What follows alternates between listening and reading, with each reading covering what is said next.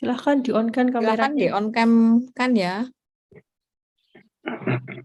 Semua mahasiswa di-on-cam kan.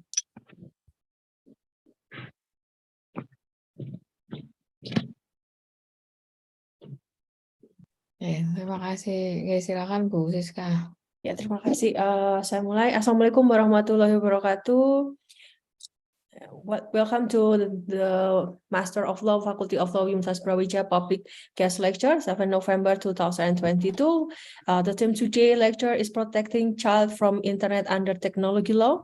The lecture will be delivered by Ms. Shahira Abdul Syukur, PhD, and the lecture from the Faculty Syariah and Law, University Science Islam of Malaysia, USIM.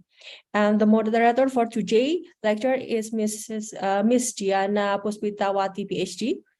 Before we start the lecture, we would like to invite our Dean, Dr. Muhammad Ali Safaat, to give short speech and open the public lecture. Dr. Muhammad Ali Safaat, time is yours. Silakan, Pak Ali.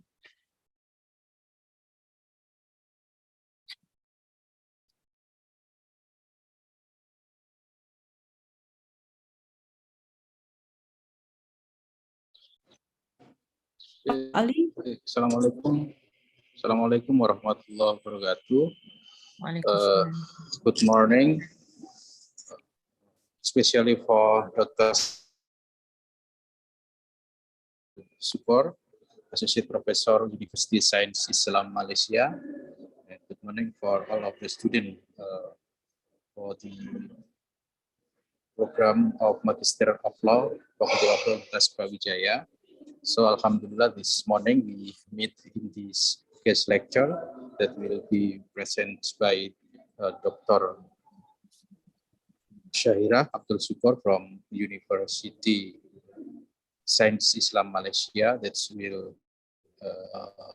talk about the protecting child from internet and the technology law. As we know that right now the internet technology law for information and communication is very fast developed, which all of the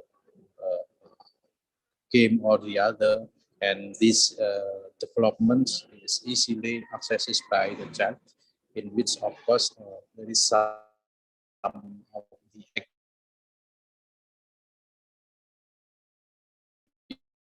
the child, psychological health for the child. So I think it's very important to know and to develop the law that will protect a child from the internet and technology law.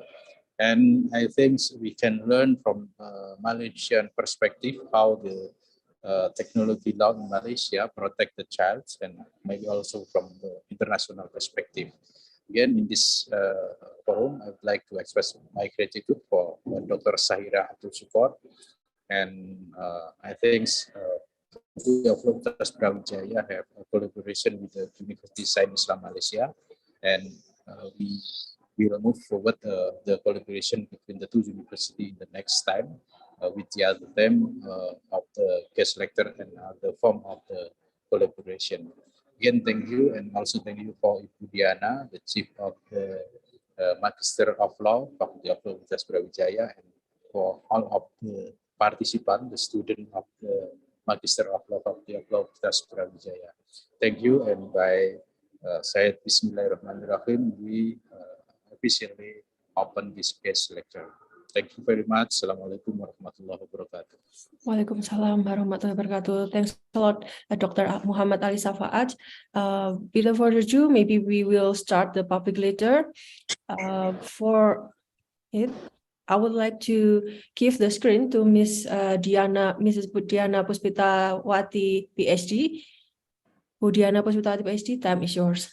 Okay, thank you so much, Bu Siska. Thank you, Pak Dean, Pak Ali, as the Dean of Faculty of Law, Universitas Brawijaya. I'm delighted that we can meet again with Dr. Shahira Syukur this morning. And thank you for students who participate in this lecture this morning. This morning we have a guest lecture from University Science Islam Malaysia, Associate Professor Dr. Sahira Sukor.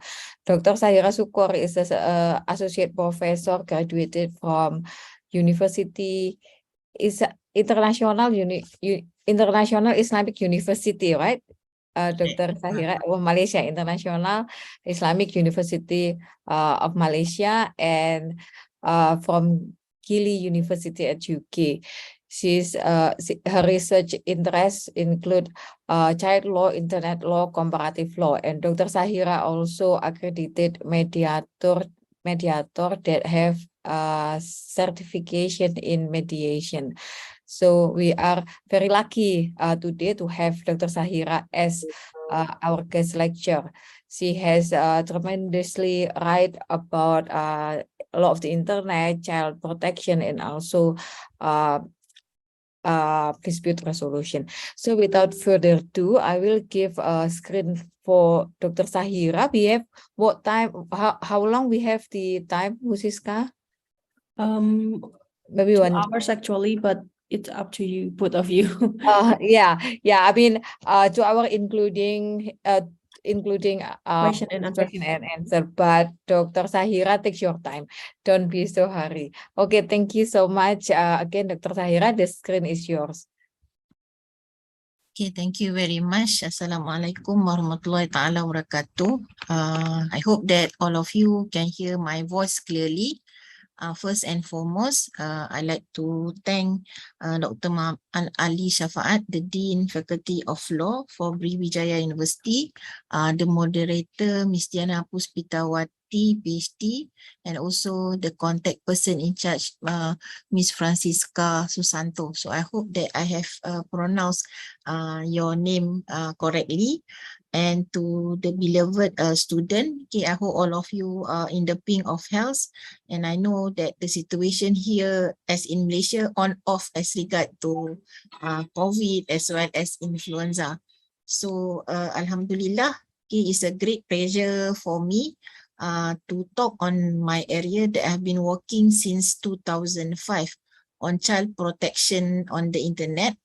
Basically, it was my PhD research back long year ago, 2005. And in fact, my supervisor already retired, Professor Emeritus Martin Wasik. But my main supervisor, that was my second supervisor. My first supervisor still remain teaching in UK in the media law itself. So I've also shared with Ms. Francisca 2 articles basically.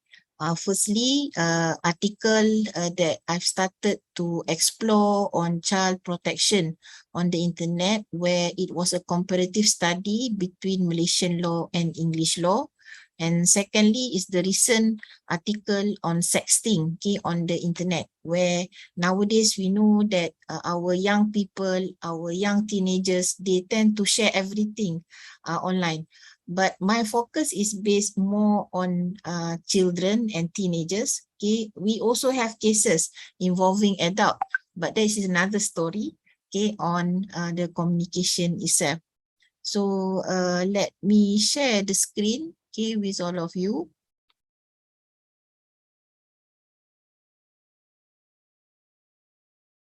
So can you see the slide?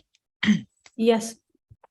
Okay, so it's a great pleasure to share on this area. I've been teaching cyber law since I came back in 2009, and until now have been talking and exploring on the areas of child protection, on data protection, and many aspects of what we call on the internet itself.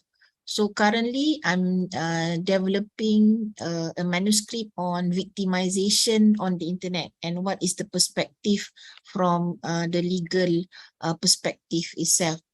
So I'll be talking to you, inshallah, okay, what are the case that trigger the law, that is the Sexual Offences Against Children Act 2017 in Malaysia. As we know, before that, they have been also concerned. When I started doing my PhD research in 2005, there was difficulties to get data, to get information about the data about protecting children and teenagers in Malaysia, okay, at that time. Can you hear my voice clearly? Yes. All right. So in general, what I would like to focus is protection of children can be divided into 3 areas: communication, contact, as well as content of the internet. And one of the main issue, okay, that came into picture in Malaysia is the passing of the Sexual Offences Against Children Act 2017. Because of the case of online grooming, they have been concerned about online grooming at that time because of the case of a British teacher who came to Malaysia and he was charged later for online grooming and sexual grooming, okay, of children that he visited in Malaysia. So I was informed that Richard Huckle died in the prison, okay, while he was serving the case in the prison. And among other things about contact is about pedophile as well as cyberbullying, and as well as the content of the internet is harmful content of the internet, okay, and the case as regard to cyber pornography as well as cyberbullying. So in 2005, 2006, when I tried to collect data in Malaysia particularly, there have been difficulties to get the data because at that time, there was no clear cut as regard to what actually the direction, okay, of giving the internet to the public. There was concern among the public as regard to how do we regulate the internet at that time, because there was a section, there is a law in section 3, subsection 3 of the Communication and Multimedia Act that mentioned that there is no censorship on the internet, but other law might be applicable. So it was not very clear compared to other media, television, radio, and even magazine or printed media at that time. It was not clear how the government is going to regulate as regard to the danger of the internet to our young people, okay, as well as the public. So there have been concern also about how the exposure to the content, okay, of the internet might also what I call give concern, okay, to our culture itself.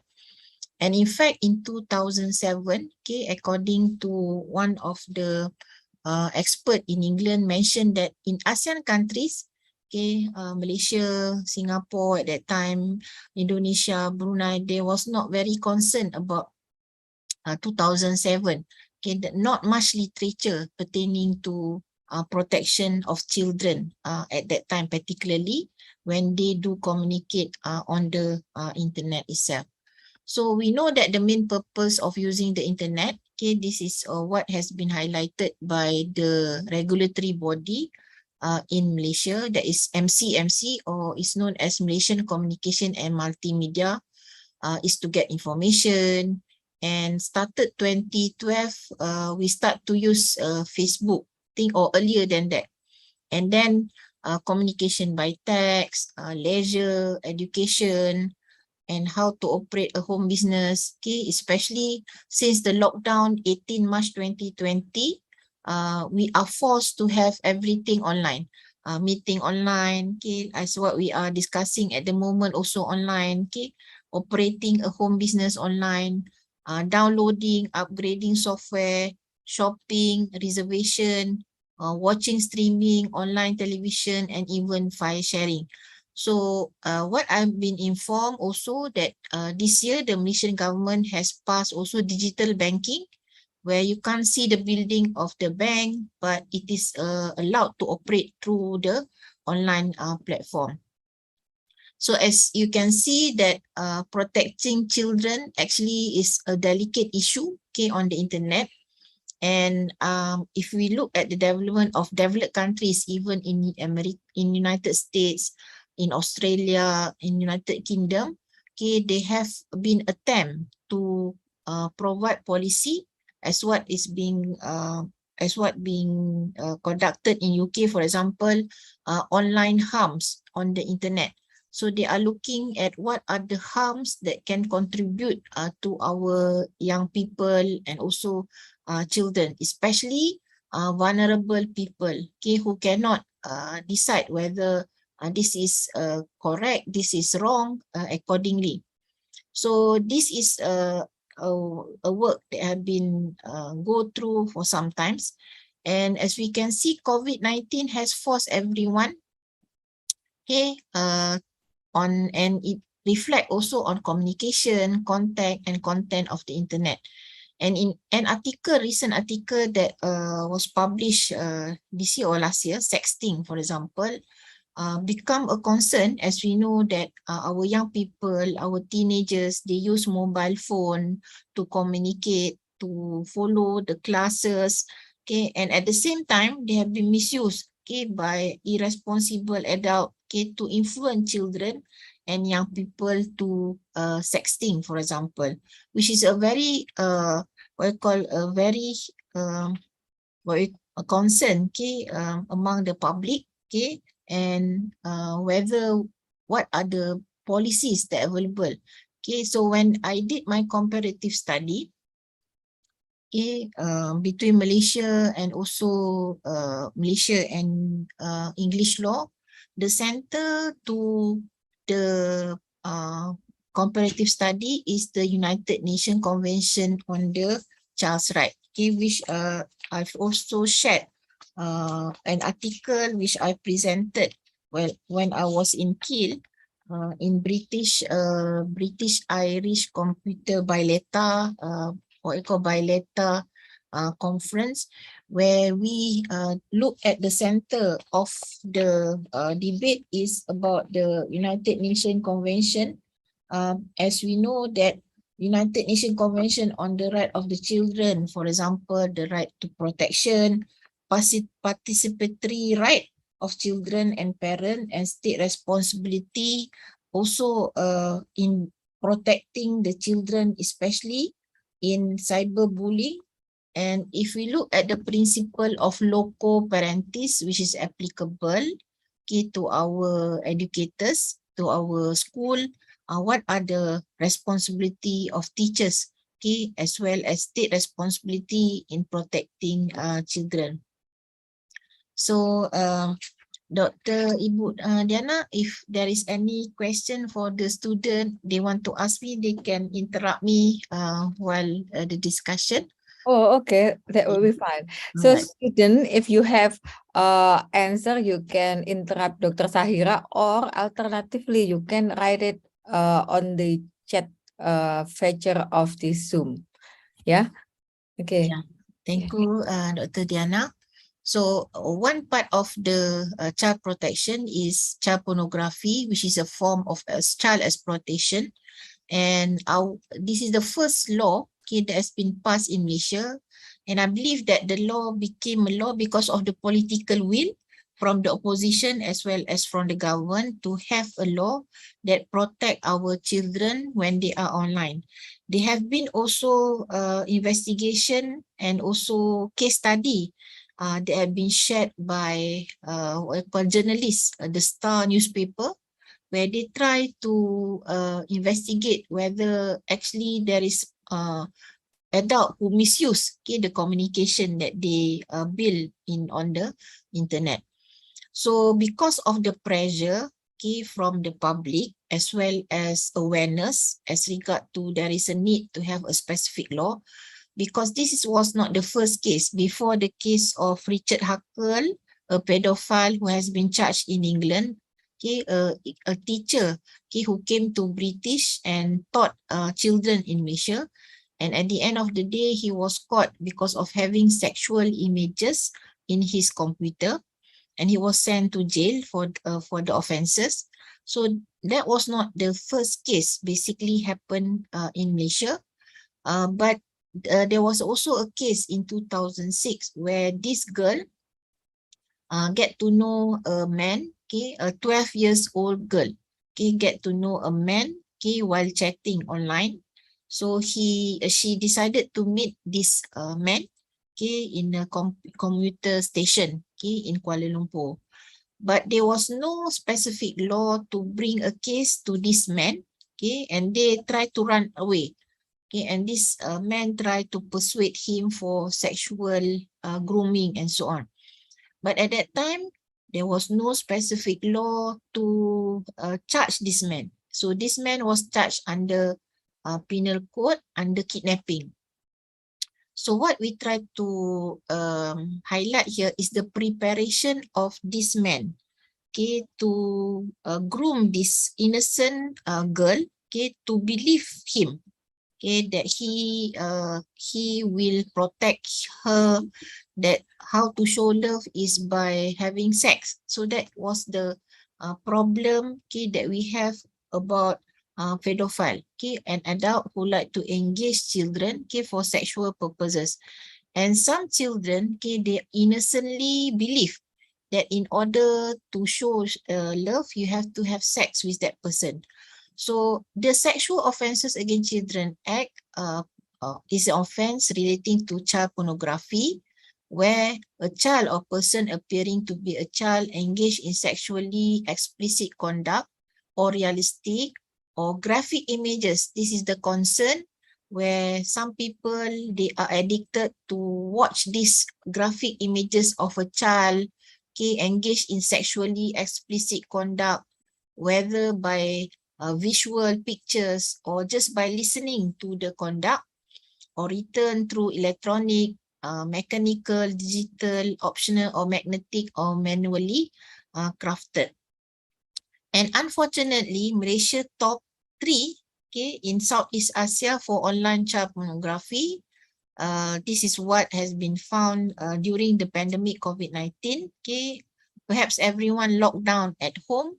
Okay, but unfortunately, the people, okay, engaged in the child pornography. PDRM means the Police Diraja Malaysia.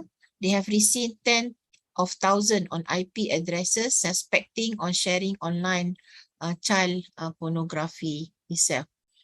So the issue before us is whether how to combat child pornography in digital era.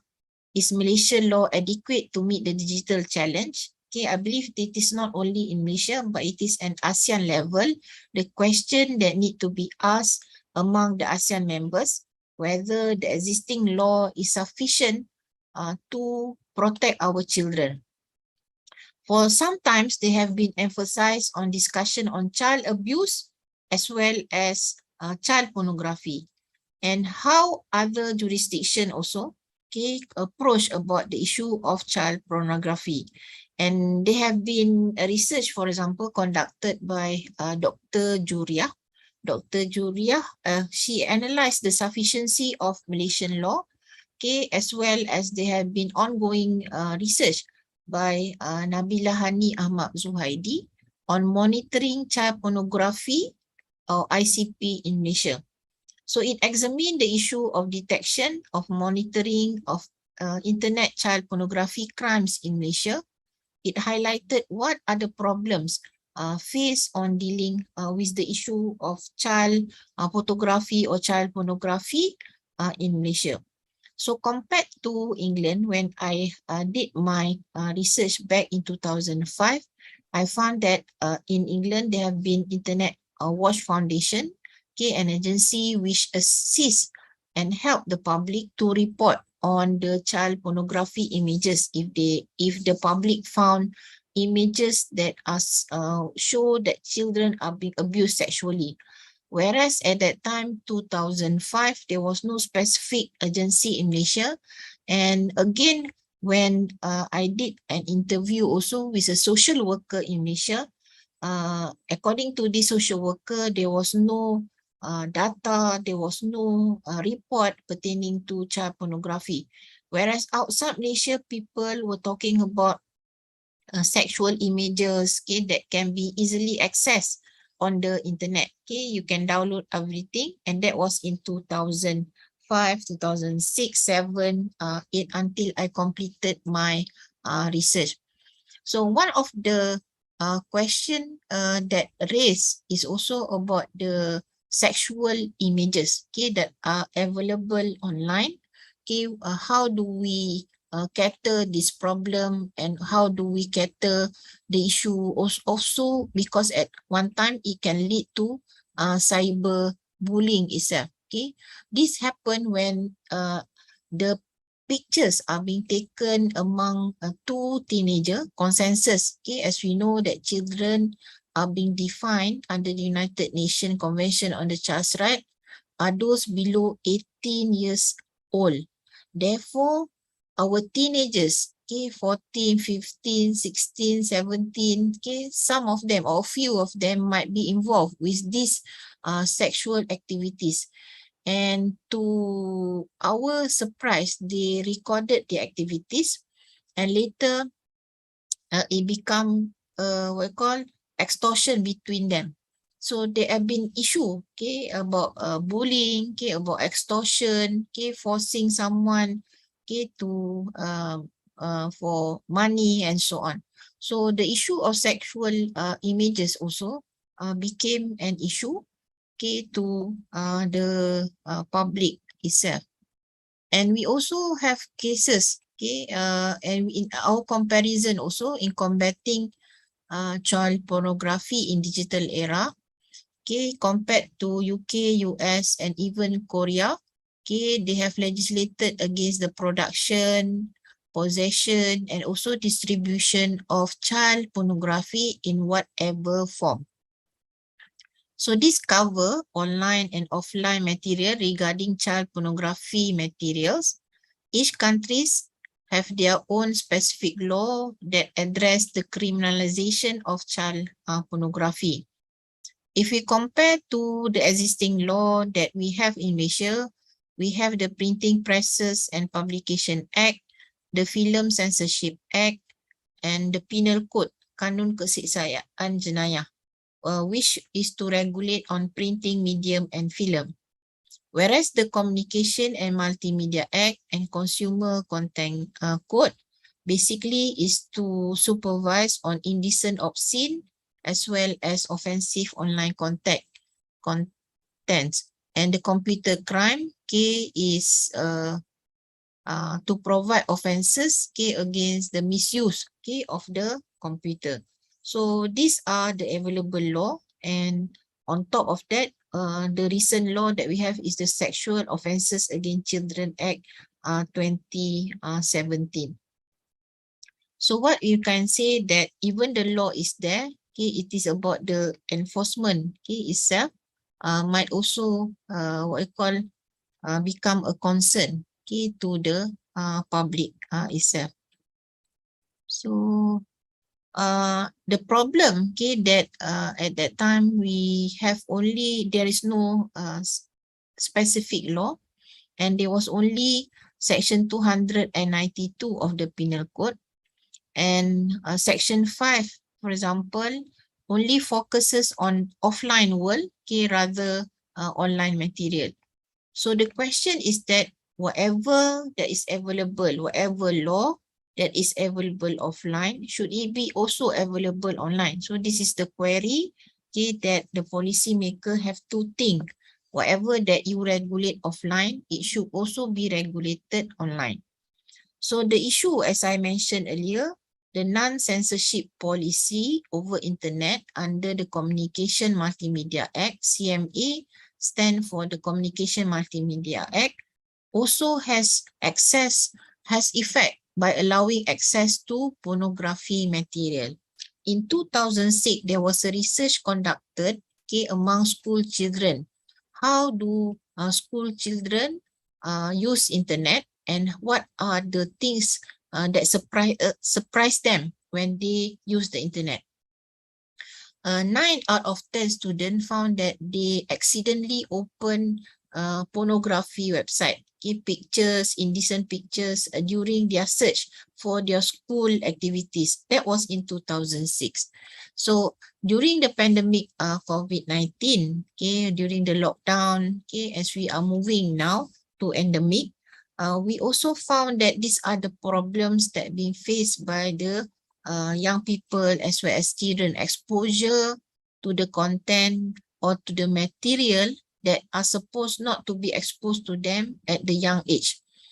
There is no clear legal definition on the terms pornography by any act in Malaysia. So this I can compare with the effort that have been taken in England, for example. They have been guideline for judges. Okay, when they face cases with pornography, they are guidelines for the judges in making decision. What type of photography, what type of pictures can be considered as pornography? We know that they are sexual images, okay, for purpose of education, but they are also what we call harsh sexual images, okay, which are not supposed to be exposed to young people or to children or even to vulnerable people, okay, people that might be traumatic, okay, because of the images. So here, as far as I know, okay, there is no clear guideline as regard to what type of pictures and even what are the terms of pornography. So again, there is word offensive in our law, okay, but what is offensive might be different from one person to another person. Okay, for example, perhaps in this university, okay, it is not acceptable to wear bikini to go to the lecture. Okay, so this is the culture that happened here. But what about other university? Okay, so that is also about culture, about how is the practice, okay, of a certain what you call members of the society. So in terms of monitoring, okay, the internet child pornography in Malaysia, okay, even though the traditional policing methods still necessary, but it can be also outdated. So the Sexual Offences Against Children Act 2017 is an act to examine issues in detection and monitoring the internet child pornography in Malaysia crimes, especially when there is element of abuse, when there is element of what we call giving harsh what we call experience, okay, to these young people. Therefore, increasing rates of detection and prosecution can be practiced in enhancing the legal compliance. In 2016, the Malaysian government has set up cyber court, okay, which is in High Court in Kuala Lumpur, which is to cater cases pertaining to cyber matters. And the role of relevant law enforcement, as I mentioned earlier, is about enforcement agencies in Malaysia is also acknowledged. Okay, however, is more concentration on the role, okay, of the MCFC, the Royal Malaysia Custom Department, Jabatan Immigration, okay, Royal Police Malaysia.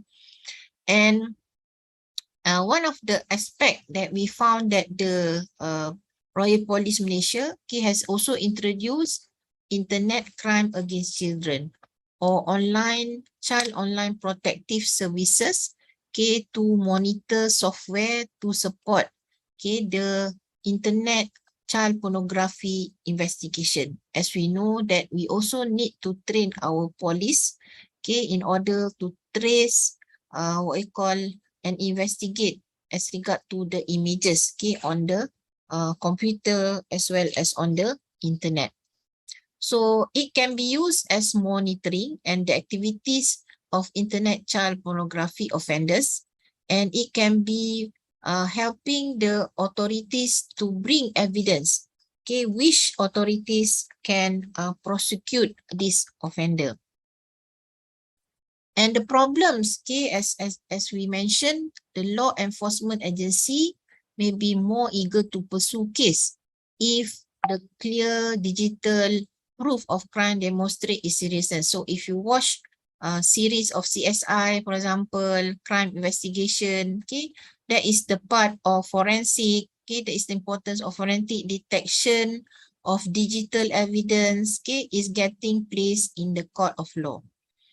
And we assume that the risk to younger children is higher, okay, because the nature of younger children, okay, can be easily manipulated, okay, by the irresponsible adult that they happen to know, okay. And nowadays we can see that children, they play Roblox game, online game, okay, and they get to know what you call the spectators in the Roblox, for example, game website.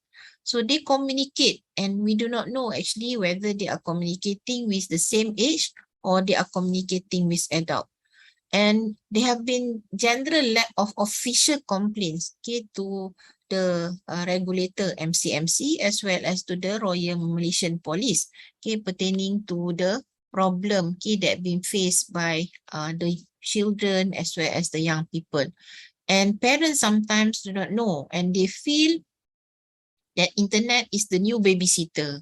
So nowadays, if we want to keep our children, okay, quiet, so we give them this mobile phone, okay, for them to communicate, for them to use, okay, not to disturb us. So that some people said that internet is the new babysitter. But there have been also risks, okay, if there is without monitoring and supervision, okay, from the parent or from the adult, okay, it might risk these young children. And they have been also Data Protection Act 2010 that has been passed by the Malaysian government, okay, is to protect also as regard to the what we call to the private matters pertaining to these young people. So the issue of victimization of children, okay, on the internet in Malaysia, okay, is basically attracting the policymaker, as well as create also attention from the media. So media, newspaper in Malaysia has been highlighting this, okay, since the existing of the internet, okay, late in 1999, 1998, there was cyber law at that time. However, policymakers are also looking at vulnerable adults who are prone to do mistake online. Okay, and this is what we can see. They are mushrooming of decided cases which have been brought to the court of law. But in our analysis, what we found that is that most of the cases that have been brought to the court is being decided by inferior court. What we need is some precedent from the superior court. Okay, so at least we can know what is actually the stand of the judiciary pertaining to policies on the internet. The internet has been the medium where the internet users are prone to make serious mistake. Okay, sometimes they simply share something that should not be shared, okay, on the internet. Okay, and to the extent when they share, okay, some people say sharing is caring. Okay, but there must be some limitation of control to what they are sharing online, especially when it goes to public. If they are sharing with a group of people, okay, their close friend, that might be fine. Okay, it means with the same mind. But the problem is that we might have different perspective and different opinion. So in 2016 also, they have been concerned about where Muslims, okay, they have what you call confess not to be a Muslim murtad cases. Okay, so the religious department or JAKIM in Malaysia also have started to look at that matter with MCMC, okay, Malaysian Communication and Multimedia. So the case of religion, okay, the case of religion content, okay, also being concerned as people are getting the access, okay, like what we can hear, everyone can fly, now everyone can have the access to the internet. Okay, if they have the Wi-Fi, they can go to the public restaurant, okay, public McDonald's, okay, where they can have the access to the internet. So what has been reported in daily newspaper in Malaysia, cyber pornography, cyberbullying, and even cyber harassment. Okay, this is especially among the public person or artists, for example, they have been harassed online and so on. And to the extent it has also created concern, okay, because if involves cyberbullying, okay, in some serious cases it has led to suicide, okay, by these innocent people. So this is the Richard Huckle. Okay, he was charged in England for 14 rape charges, with 5 digital penetration, with 31 sexual assault, okay, and also 6 as regard to the child, okay, touching on the other child sexually, 12 charges for taking photograph, and 1 charge with making photograph, advertising also with 1 charge, and arranging for facilitating child sex offences relating to also to 1 charge.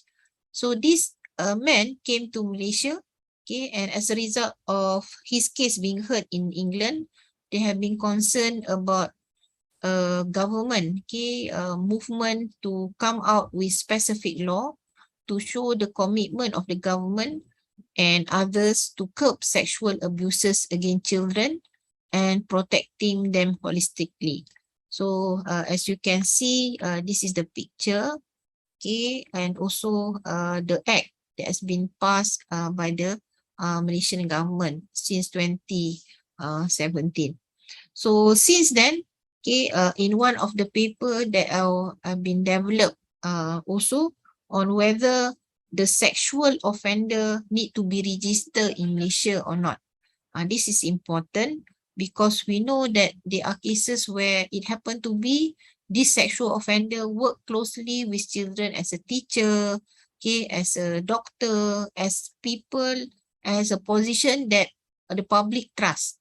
For example, teacher, ustad, okay. So sexual offender, one of the issue that we in the paper that I've developed is about whether it need to be registered or not. This is to ensure that the society or the villages, okay, or whoever live nearby sexual offender know, okay, that they are living with ex-prisoner, and perhaps some monitoring need to be done.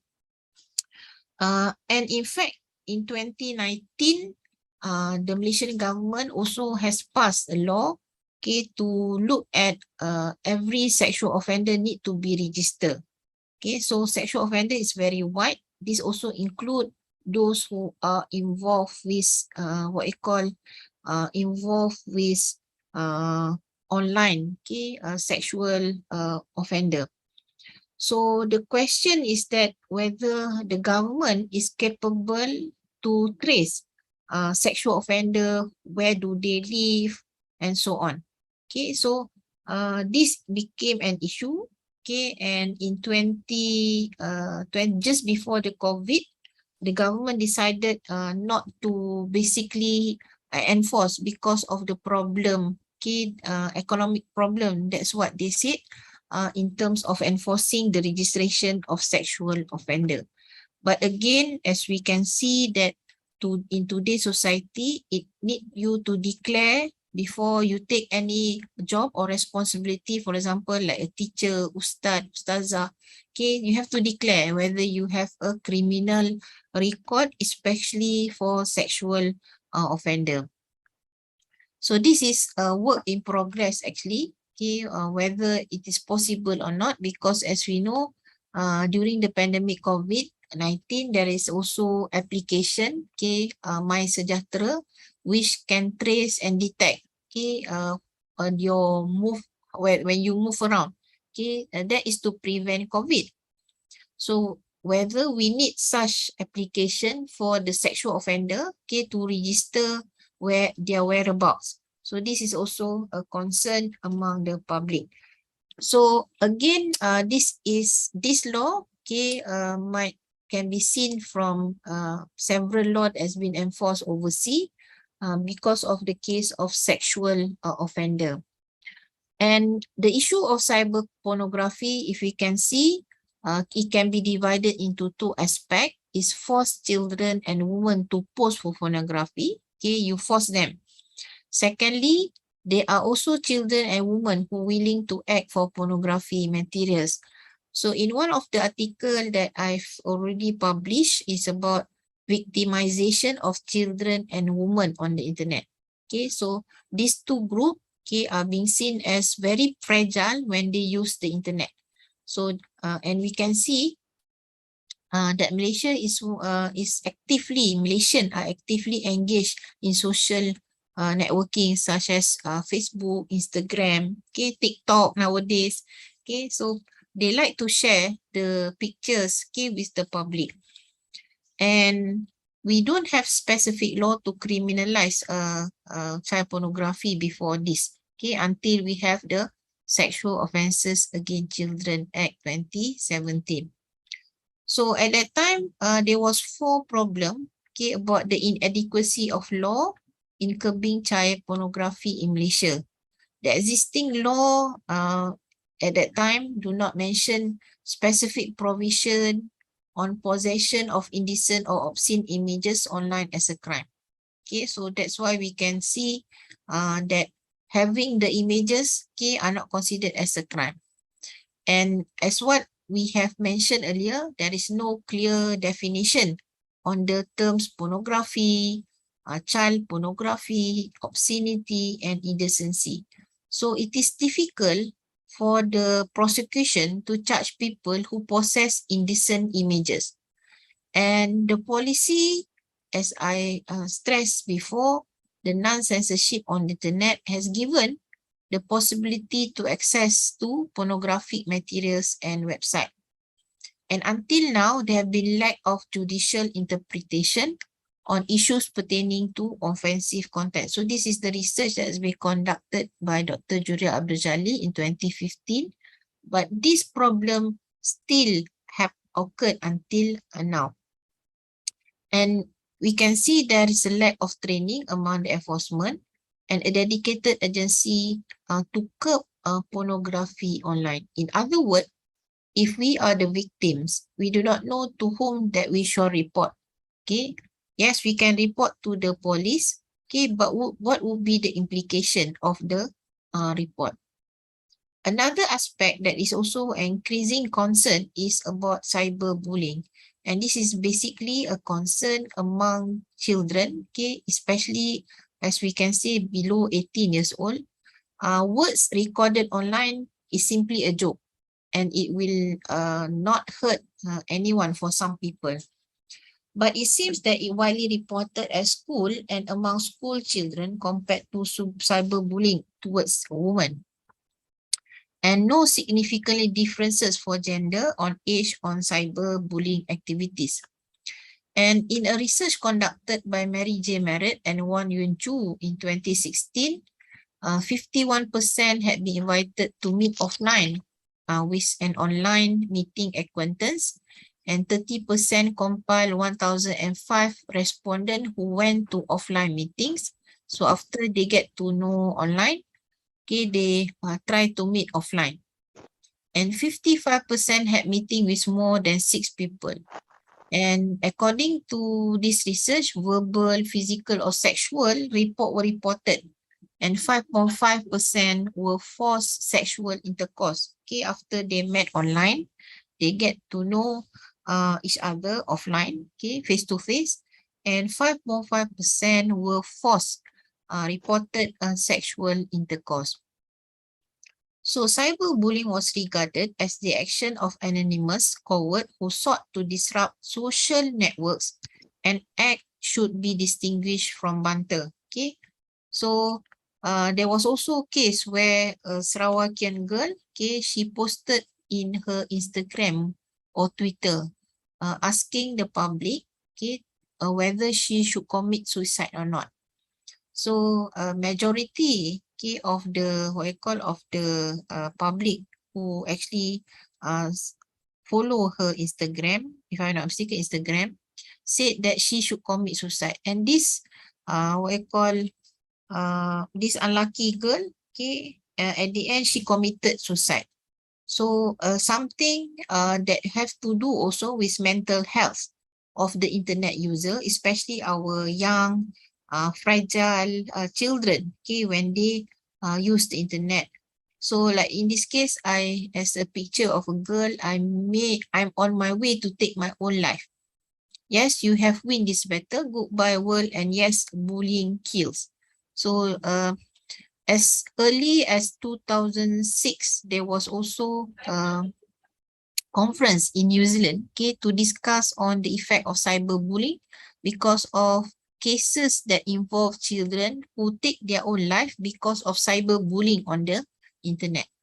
So we do not know, okay, how far or how serious this matter, as it might not be reported, okay.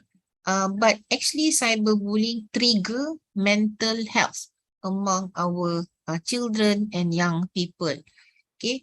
And in 2018, I still remember in one of the paper that I presented in one of the, not among the law schools, but it's among counseling. Counseling people would like to know, okay, what would law, how law should respond in dealing with mental health problem, especially children and young people.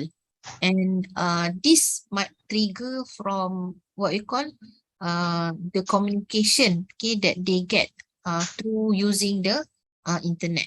Okay, so this is also a concern among the public.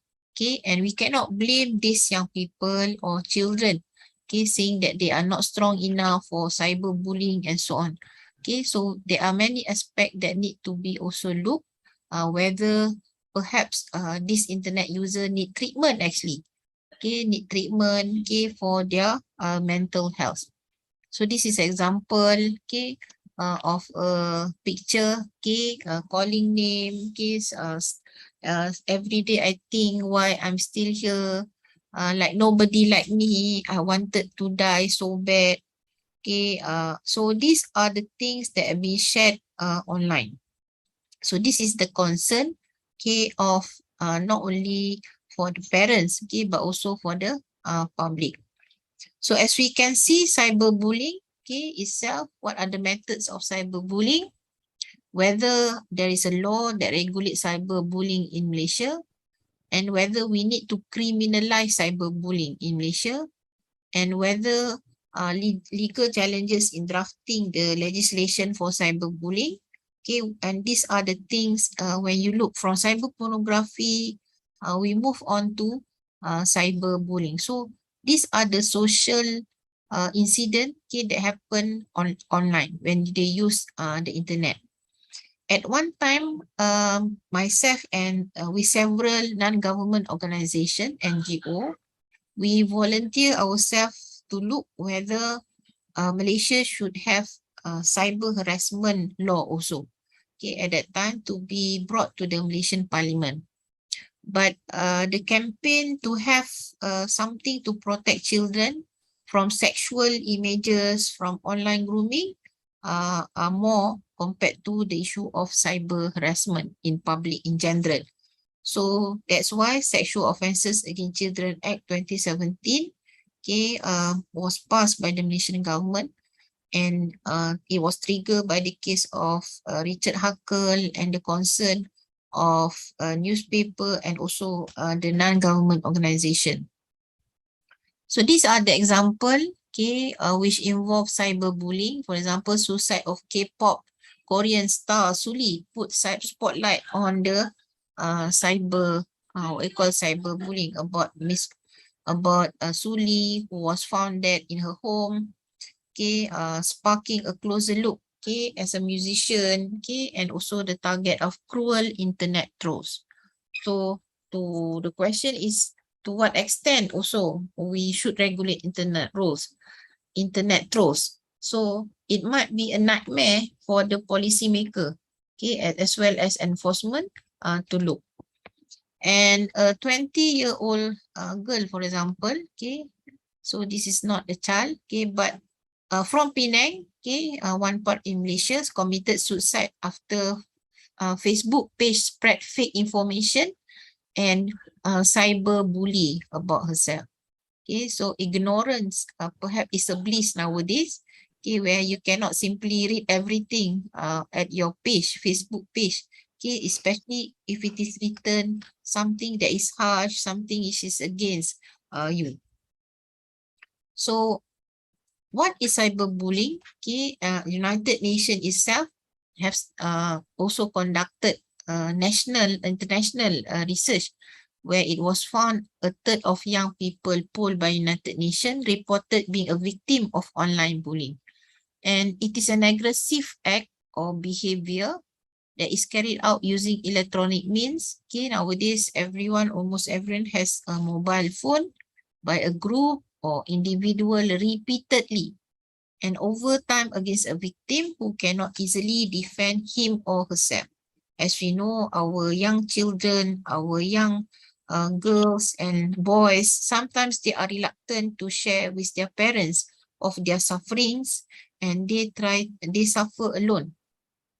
So an act of bullying by email or instant messaging, a website or gaming site, okay, as I give example, for example, like Roblox, okay, the place that we can see nowadays, our young children, okay, very excited to join. Digital messages or photographs sent to a cell phone, which these are all examples of cyberbullying.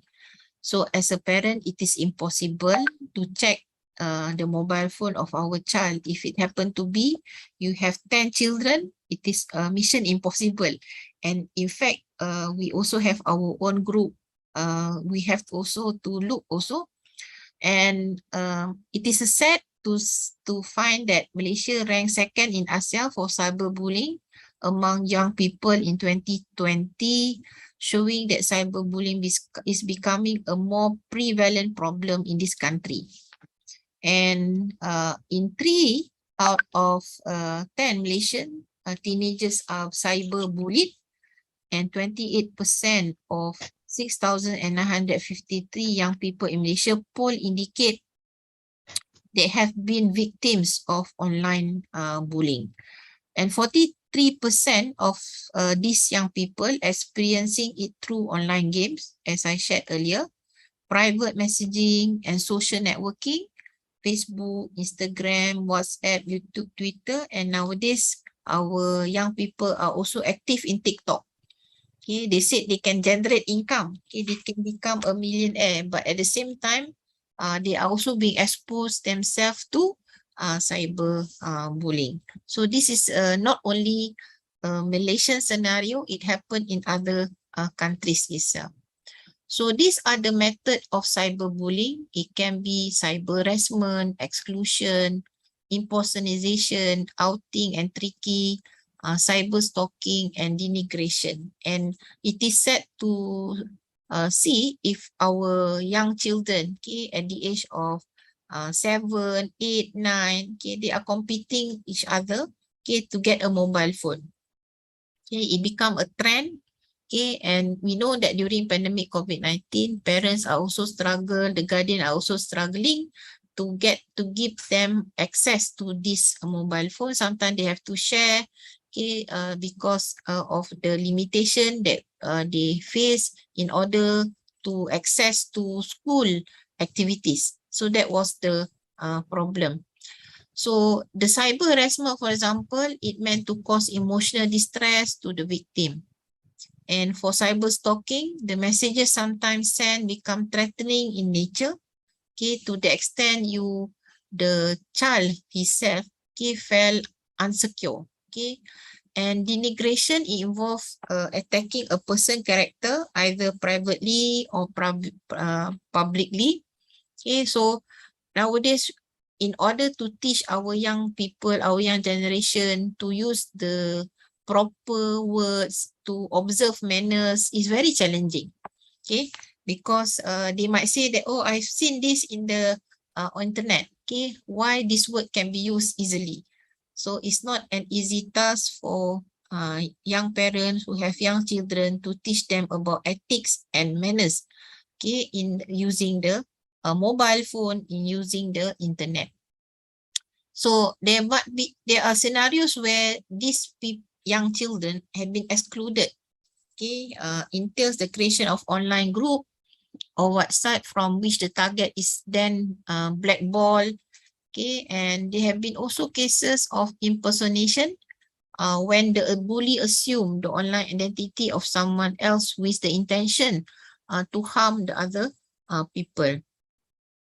And in some circumstances, outing and trickery also occur when a bully participates in a conversation with the target, which the target erroneously believed to be private. Okay, for example, I joined this group. I thought it is a private group, okay, where it's not going to be shared, but actually it is being shared publicly. Okay, and at the end of the day, it become a tool for cyber bullying. So these are the things, okay, that might lead to cyber bullying. So at the moment, these are the law that regulate cyber bullying in Malaysia. Okay, under Communication and Multimedia Act 1998 on the section 233, and Computer Crime Act 1997, section 3, section 4, and section 5. Okay, during this pandemic COVID-19, it is being heavily applied. Okay, and we can see that the Evidence Act 1950 also has recognized under section 114A, which has been included by the government on the internet publication. Okay, especially during the issue of pandemic COVID-19, whether it is fake news or not. Okay, and that also become a part of the law in cyberbullying. And in section 506 and section 507, basically it is about the communication itself under the penal code. So the issue here is that whether we should criminalize cyberbullying in Malaysia, and we also need to study if the existing law are sufficient to address the issue. And if it is not, we will then decide if there is a specific act is needed to address cyberbullying, okay, according to the Royal Police Malaysia. So in Bernama, in one of the platform of news in Malaysia, so 89%, okay, legal practitioner want cyberbullying to be categorized as a criminal offence. And until now, we don't have specific act on cyberbullying act. 71.6% of legal practitioner and 89.3% of the public wanted specific legislation for cyberbullying or cyberbullying act to be introduced. So this is the what we call research, okay, that has been conducted, okay, to look whether we need specific law or not. And there have been also suggestions to create an anti-cyberbullying as a penal code. It means you criminalize the action and subsequently make the action as a crime. So the content of this act is to definition of the crime in aspect of cyberbullying, what are the categories of offences, what are the victims' right.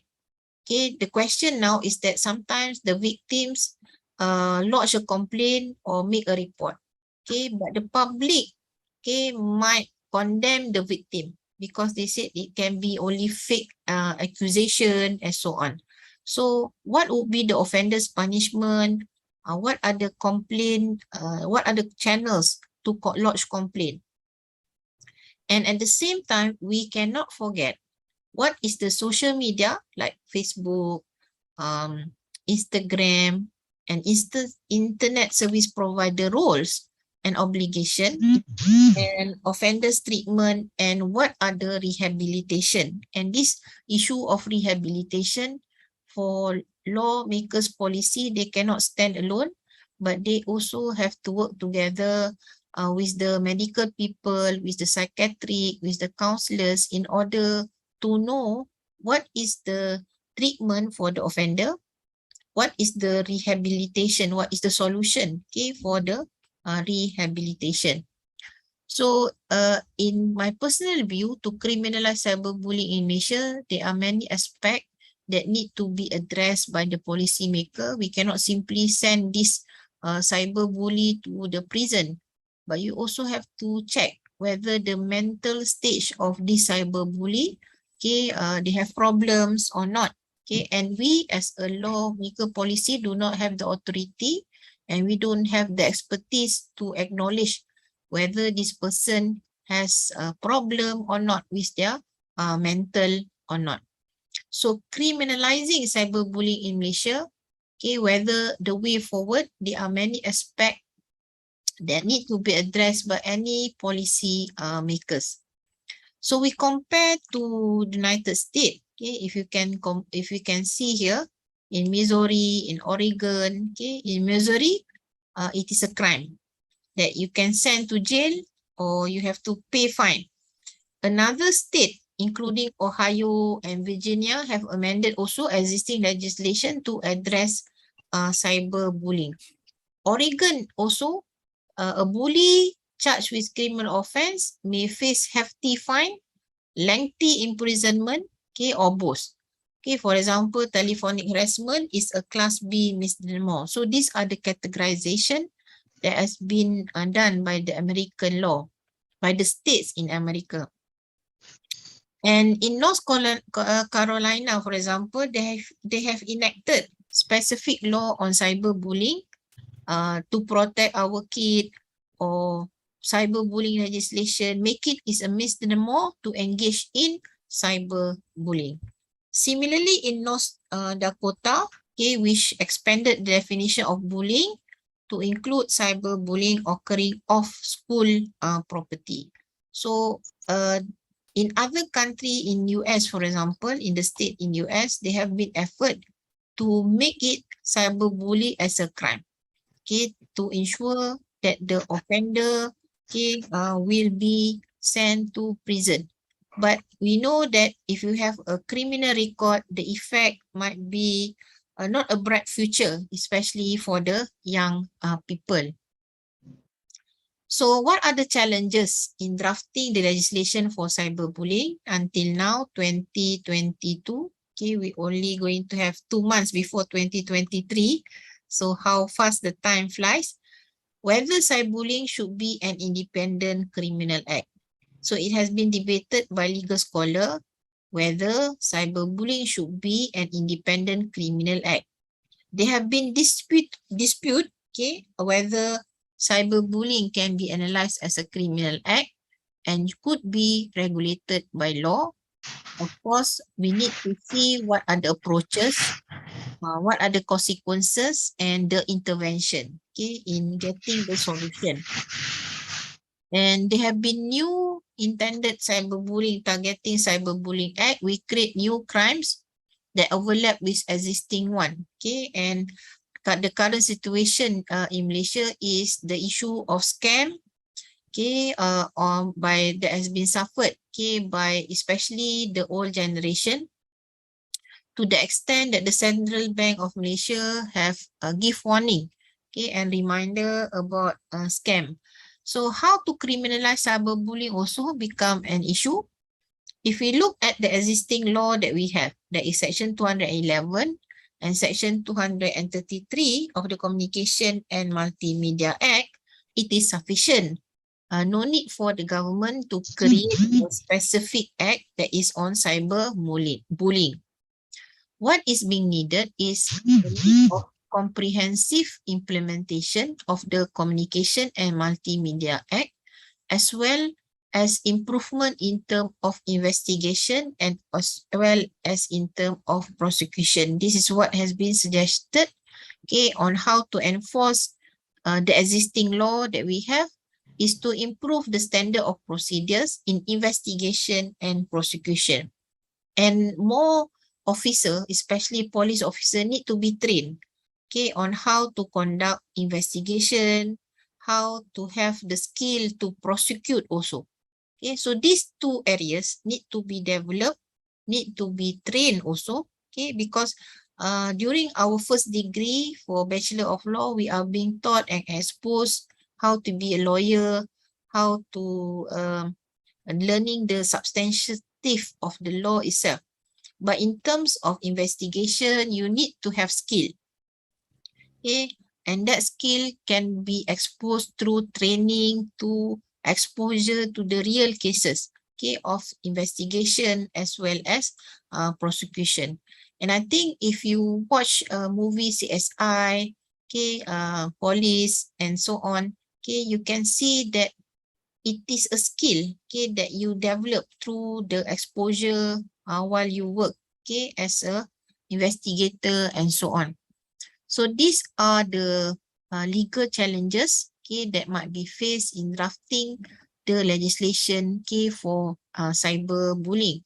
The question is that how we're going to interfere when the cyberbully involves 2 children, okay, below the age of 18 years old, for example.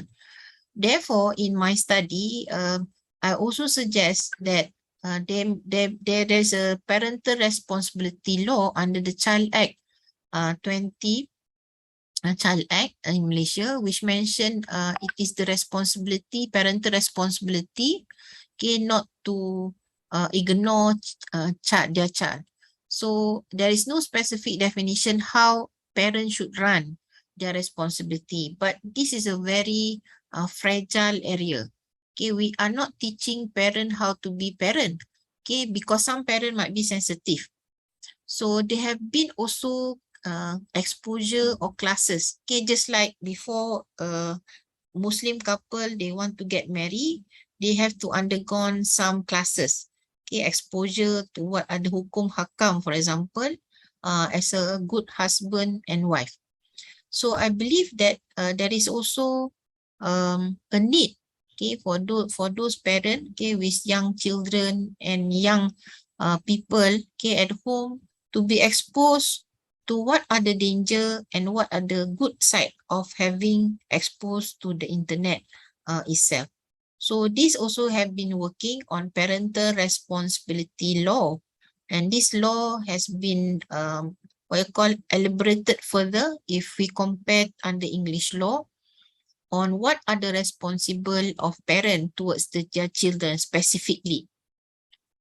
Whether it is considered as harsh if we, because with we call with responsibility, okay, it comes also things that need to be observed, okay, by the parents.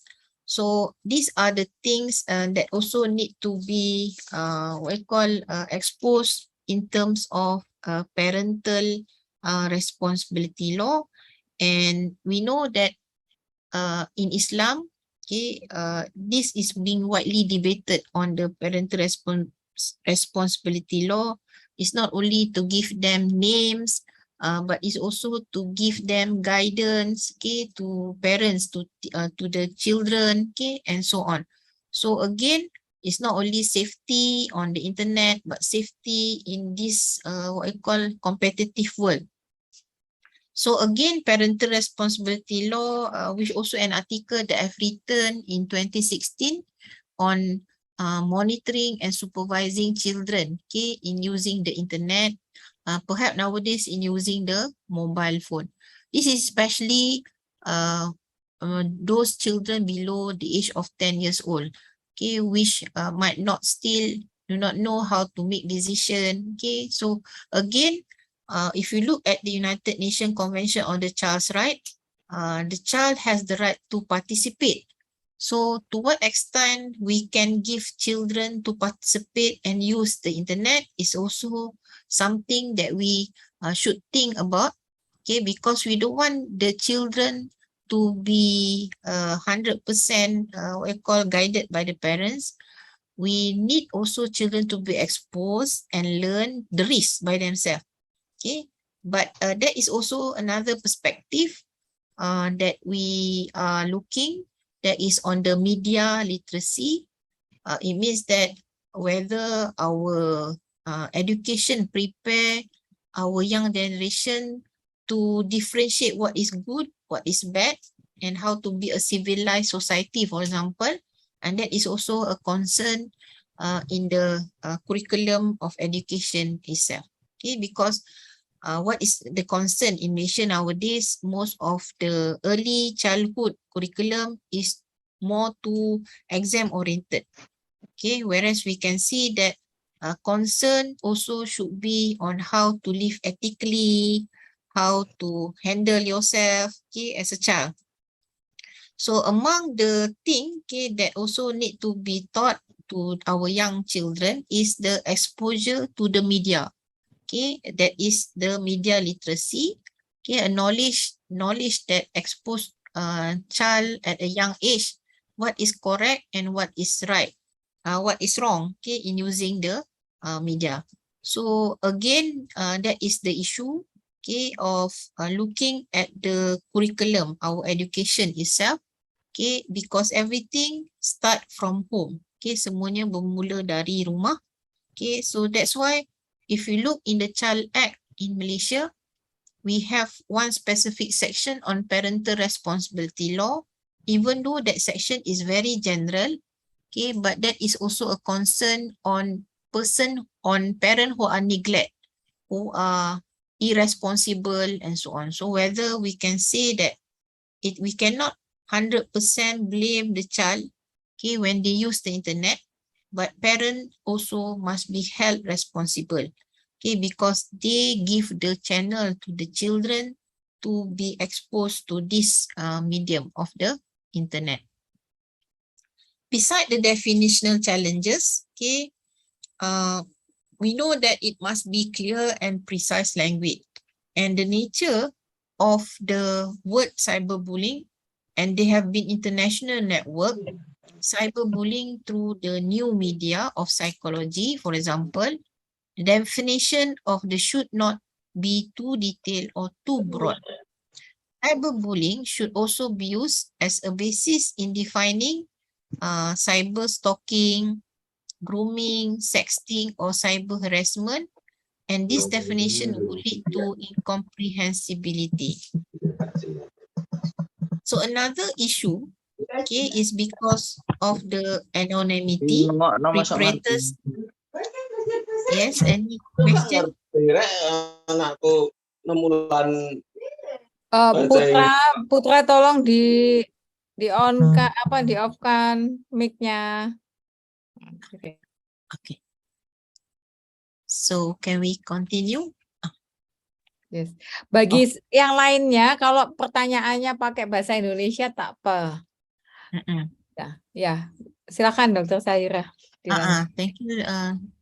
Thank you, Doctor. So, Dr. Jana, there's a question here. ICOCOP. There's a question, okay, asking mencari ICOCOP. Apakah itu ICOCOP menyatakan cyber policy khusus untuk kejahatan seksual anak-anak atau hanya fasilitas monitoring saja, ataupun bagaimana penanganan jika ditemukan atau ada laporan dari masyarakat ditangkap dan diproses, dan kemudian apakah ada tindakan misalnya akses internet bagi pelaku dan waktu tertentu, apakah keterlibatan atau partisipasi lembaga lain seperti Komisi Perlindungan Anak atau kementerian yang mengurusi anak selain kepolisian dalam operasional ICOCOP. Okay, the question, there's also another question, how come? And this is from Marianus Tefi. Thank you for the question. I might reply to your question. Okay, Marianus. So in general, okay, it is not ICOCOP, it is Internet Watch Foundation if it is in UK. But in Malaysia, yes, there is a ministry, Kementerian Wanita dan Keluarga yang melihat isu-isu seperti ini. Dan secara khususnya in Malaysia, everything must be reported to the Royal Police Malaysia. It's anything related to sexual harassment or sexual offences against children. It is not only for reporting, but for action, okay, under Malaysian Communication and Multimedia. For monitoring, that is under Cyber Security Malaysia. So we have different agency, okay, but at the end of the day, okay, what I've been informed by MCMC, by the Kementerian, you need to lodge a police report, so they will do the investigation. Okay, so this is not only to facilitate, to monitor, and if the public lodge a report, okay, so it will based on the report that's been lodged by the public. So what we have nowadays is the public lodge a report if the content, for example, might trigger, be offended to others. Okay, katakanlah isi kandungan apa yang dikongsikan dalam Facebook itu boleh mendatangkan kemarahan orang lain. Itu gambar, there are cases where a father give vape, okay, for his baby, for example. So the public lodge report for that, okay, because it is considered as bullying this child. Okay, you are exposing danger by giving this child vape, smoking, for example. And there are cases where police, the authority, okay, process the report, okay, and then they what I call tangkap pesalah tersebut, okay, and there are cases also where it is difficult, okay, to move from the internet. Okay, so that is the concern when we do not know who actually what I call the recording has been circulated. Okay, and we cannot stop what has been circulated. Okay, so this is the importance of to trace and to work with technologies. That's why in our suggestion, okay, usaha sama atau kerjasama the policies with the technologies, okay, those who are expert in technology in order to curb these images. Because we know that the victim will be traumatized, okay, dia akan teringat-ingat image dia lah yang dikongsikan pada orang awam. Okay, everyone now can look at what actually happened to her or him because of the recording. So again, the ministry will be observing, but the enforcement, that is the Royal Police Malaysia, will take action in terms of the enforcement. The problem is that sometimes we have lack of expertise, okay, to trace as regard to the technology, because the technology changes very rapid, okay, and very fast. Okay, I think we have another question from Hikam. Hikam, yeah. Yes. Silakan Hikam. Hikam. Yeah, could you hear me, Professor? Hello? Yeah. Yes. Yes. Okay. In implementation, I think that the child issue on the internet is not only about cyberbullying, but also pornography, sexual violence, violent content, and so on and so forth. Sometimes the implementation of child protection, Professor, through technology law has implications for freedom of information for adults as well. And it is against the concept of democracy in every rule of law. For example, in my country now, in Australia, a child protection control does not only depend on normative regulations, they tend to focus more on legal culture and legal structure rather than on legal substance to solve the problem. It is very biased and ambiguous if we have to apply restrictions without some requirements. Another example, for when we go into China, Professor, they blatantly limit the freedom based on child protection issue through technology laws. So I just want to ask you what your opinion about this one, Professor. Thank you. Yeah, thank you very much, Hikam. So basically, in the paper that I've shared earlier, we refer to United Nations Convention on the Child's Right. And as a child, we know that they have also the right to participate, the right to information. So one of the knowledge, okay, that we should instill our children is about media literacy. And we should cherish the right of the democracy. We want to build this future generation of this young generation. But again, we have to look what is the implication of giving voice to this young generation. Okay, whether, as I mentioned, it will be very challenging, okay, to instill adab and akhlak, okay, because sometimes you know that children, when they ask question, okay, that the question might also irritate other people, just like adult.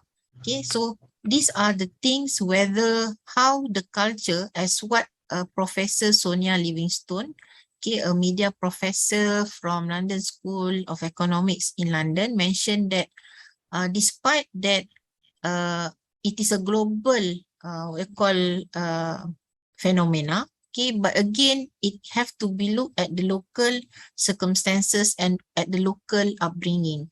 Therefore, how do you going to acknowledge the local teachings and the local instill that has been brought up by the we call by the parents or the society in that of that children?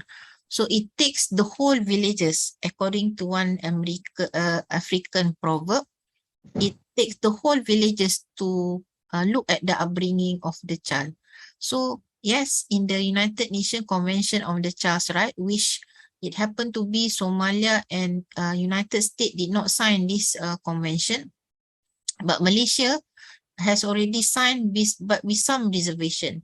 So this reservation is based on the culture, okay, as what Australia is also looking at, okay, and also I believe that even as a democratic country like England, okay, they have to also acknowledge at the conflict between parent rights as well as children's right. Okay, for example, girl, okay, who wanted to take what we call pills to control pregnancy, for example. So whether parents have the right to have an issue on this matter. A 15-year-old girl, for example, because we know in UK after 17, you 17 and above, you are considered as an adult. So these are the things, okay, that we have to, yes, we have freedom, okay, as what the United Nations Convention on the Child's Right mentioned, freedom of information, freedom to participate, freedom for protection, freedom for, so, but the freedom here must be based on the cultural as well as the practice or the religion practice, because the child is living in a society, and we are also living in a society that have their what we call culture that need to be respected. So I don't know, Hikam, whether I've answered your question or not, but again, there are things that, especially in the ASEAN values, in conducting my research, my concern at that time is about ASEAN values, whether ASEAN values as what has been initiated by the late Lee Kuan Yew, okay, the former president of Singapore, when they talked about human rights. Okay, because the United Nations Convention on the Child's Right is about, they say it is a Western what we call development. Okay, but at that time in 1994, I still remember there's also a word from Singapore as well as Malaysia that whatever human right that we come to this side, Southeast ASEAN, it should be based on ASEAN values. So again, what is ASEAN values? Okay, depends on each state, and if might be different from each state, and each state might have different practices. So these are the things that also need to be addressed when we talk about convention on the child's right, especially on the internet. So these are the values that we hope to instill to our young generation. Okay, unless we might see otherwise. So again, whatever that has been taught by our great grandchildren, great grandparents, whatever, okay, we think that it is whatever it is good, okay, for the child development, okay, it should be remain and maintained. So this is the debate that I've also encountered when we look at the child's right or child interest, okay, as regard to the what I call on the internet itself. But if you look in Western countries also, they have a technological solution. For example, they use filtering and blocking software for children. And in fact, in United States, they have software where you have to verify the age first in order to access to the internet.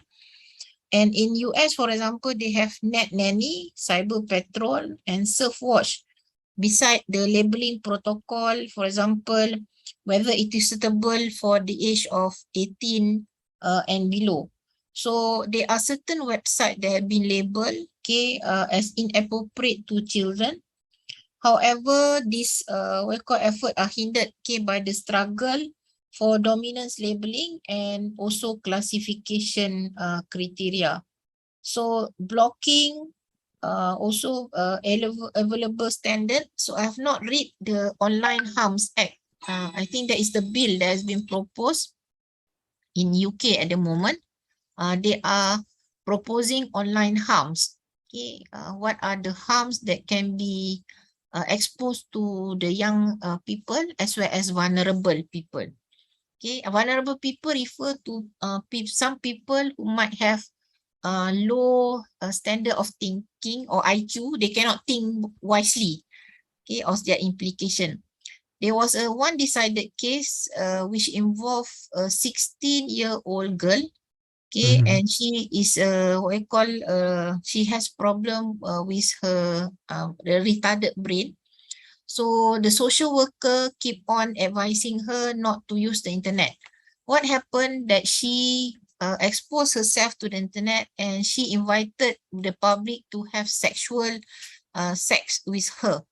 So social worker feel that she's very vulnerable. She does not know what is the effect. So the case has been decided in UK that this girl should be supervised from using the internet because of her situation, which is vulnerable. So if we look in our current situation also, we feel that not everyone, yes, everyone can use the internet, but not everyone can understand what happened if they share everything on the internet. So these are, I don't know whether it have answered your question or not. But again, this is the challenging part, of being parent, in this technology time. And because sometimes we try to teach our children on manners and adab, but your child might say, no, I've watched this, so if it is open in the internet, it is okay, it is acceptable. So normalizing things that might be against our norms, our culture, is the challenging part, of exposure of the internet to our children and young people.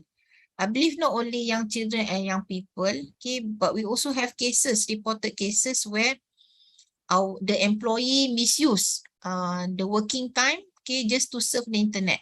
Work cannot be done on time because how do they spend, misuse of the internet itself. Professor, Yes. based on your explanations, could I say that democracy in Malaysia implementation is not pure implementations or not fully implementations, Professor? So basically, we can say that we have the freedom, to get the information, to get the freedom to express.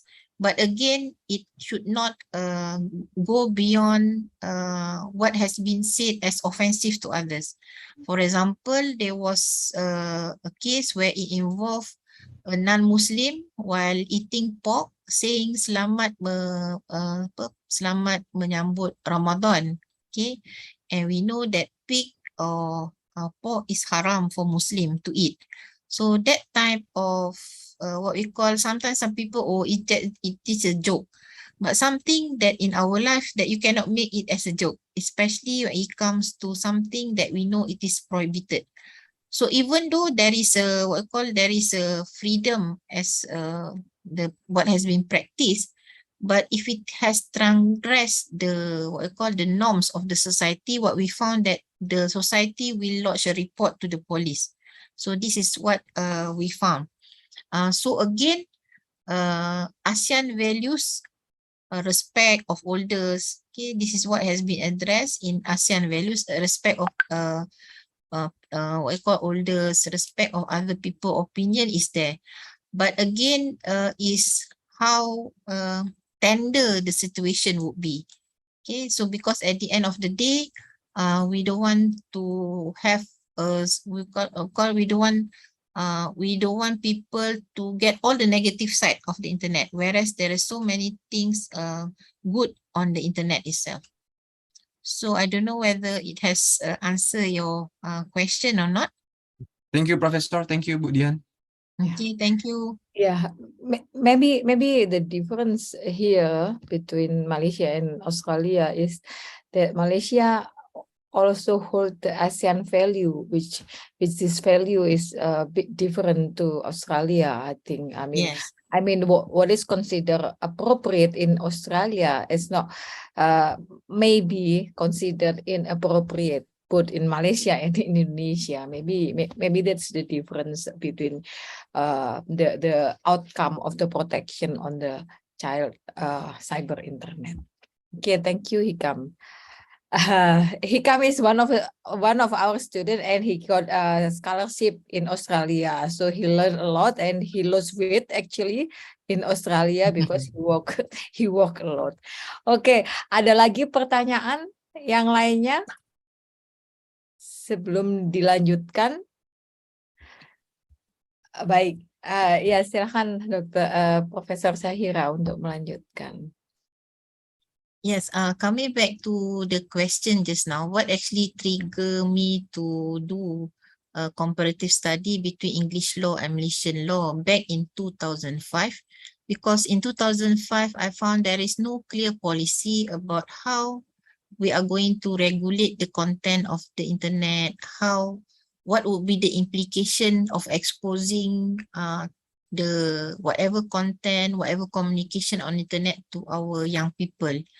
Whereas in England, what I found, there is what I call quite a number of literature, including what have been published by my second supervisor, Professor Emeritus Martin Wasik. He wrote on computer misuse as early as 1990. Okay, how the computer has been misused by people. So from his book, reading his book, that triggered me to explore what is the preparation of Malaysia and ASEAN countries, okay, in facing the future, okay, of being exposed to that. So what I found that not only in England, but Australia, New Zealand, Canada, and even in US, they have been concerned and they have been effort to regulate the content, the communication, okay, that exists on the internet. So if we can continue, okay, there is no specific act until now to regulate cyberbullying, despite that we have other law. There are many loopholes with regard to cyberbullying. The creation of cyberbullying offense in its own right is not an easy approach to how to give the solution.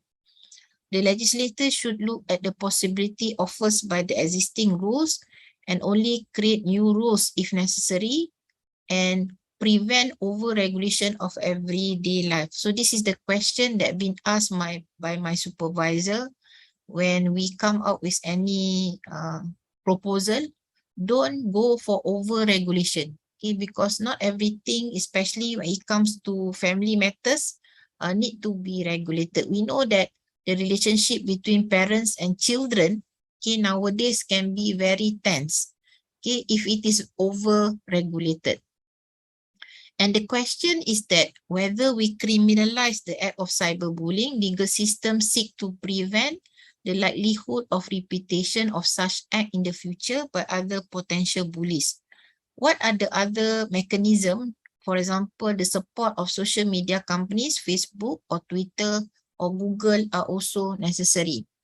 So in one of the research that we have also trying to look is whether online dispute resolution is the solution when two parties, okay, are not in good terms, okay, online, whether we should interfere, okay, as the what I call as the social media companies. So Alhamdulillah, we managed to secure few research grants to look at the issue of child protection in the social media, and hopefully by next year I can publish the research on victimization, okay, of children, okay, and what would be the law response, in particular in Malaysia.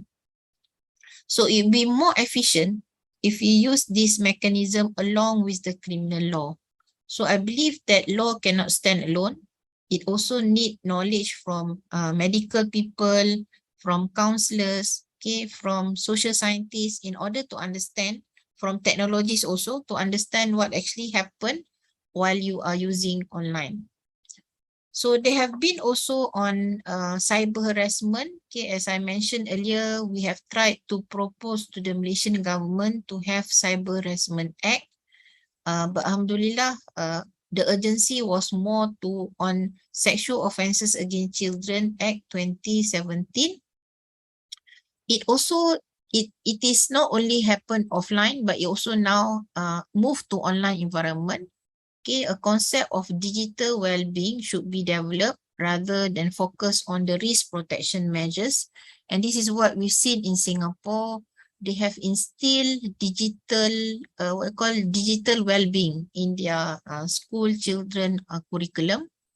It is important also to equip children with the knowledge and skill to be active, ethical and critical participant online. So what we can say that yes, they can participate, they can gain knowledge, they can voice the right to participate, okay, in the what we call online scenario, but of course in an ethical manner. That is very challenging nowadays. So Malaysian Communication and Multimedia is also considering to set up a cyber wellness center in Malaysia, where the victim can seek the rehabilitation and counseling from the expert. Okay, so again, this is work in progress, okay, as regard to get rehabilitation, okay, as well as counseling, okay, from the expert. So it is best if it dealt by way of mediation, okay, rather than criminal. So again, whether online dispute resolution, okay, where we try to mediate and counsel two parties who are not in good terms online, okay, it should be the way forward, okay, especially in case of cyber harassment. It will be a trauma for the victim, okay, to face all the what I call all the risk, okay, that has been put by the what I call offender.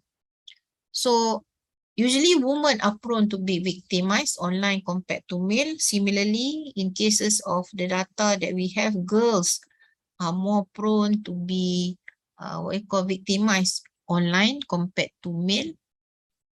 Some form of cyber harassment faced by women or children also are receiving an unsolicited sexually obscene message. Okay, so this might be trauma for a girl, okay, who at the end of the day don't want to share the trauma, okay, with the mother, and on the internet, or perhaps pornographic messages, okay, from someone they did not know.